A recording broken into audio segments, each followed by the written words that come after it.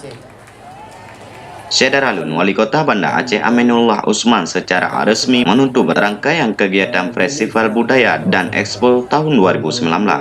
Kegiatan tersebut diadakan dalam rangka HUT Kota Banda Aceh ke-814 tahun di Taman Sari Kota Banda Aceh selama 3 malam. Terlihat antusias warga Banda Aceh meramaikan acara penutupan Festival Budaya dan Expo tersebut. Turut juga diisi sebagai seni dan budaya Aceh, serta turut dihiburkan oleh grup band lokal dan grup band Jakarta, Samson. Selain itu, dalam acara pertemuan tersebut, Wali Kota Banda Aceh Aminullah Usman tidak ketinggalan tampil di panggung utama untuk menghibur masyarakat Banda Aceh. Pada kesempatan itu, dengan mempersembahkan lagu Bungong Jempa. Sebelumnya, Wali Kota Banda Aceh dalam sambutannya mengucapkan terima kasih kepada semua pihak atas kesuksesannya acara tersebut berjalan dengan lancar, baik kepada peserta lomba dan expo serta kepada UKM dan masyarakat. Kita melaksanakan acara seperti ini adalah dalam rangka kita mempertahankan warisan budaya yang kita punya kaya raya. Aceh ini punya kaya raya warisan budaya. Macam-macam, dan itu bisa dijual, bisa menghasilkan uang, bisa mendatangkan orang untuk menyaksikan, akhirnya akan mendatangkan uang bagi masyarakat kita.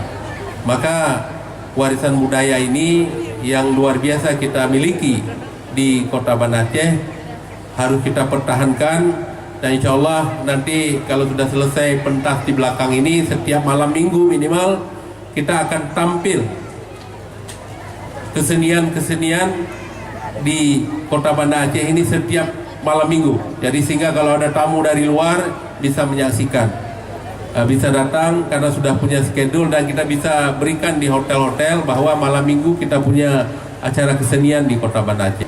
Semuanya apa yang kita lakukan adalah ingin memberikan yang terbaik sebagai peran daripada pemerintah Kota Banda Aceh untuk memberikan yang terbaik kepada warga Kota Banda Aceh.